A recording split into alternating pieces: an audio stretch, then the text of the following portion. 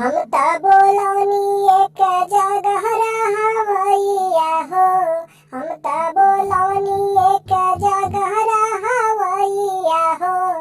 ए जी मिली गइल दुल्हा घुमवैया मछरी मारेला। ए जी मिली गइल दुल्हा घुमवैया मछरी मारेला। अपना बहिन के गड़ही में रोजे मछरी मारेला।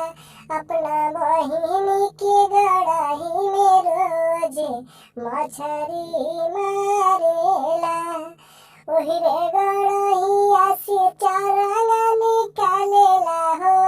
ओही रे गड़हिया से चरंगा निकालेले हो। ए जी उहो मिली गइल छटकवैया मछरी मारेला। ए जी उहो मिली गइल छटकवैया मछरी मारेला।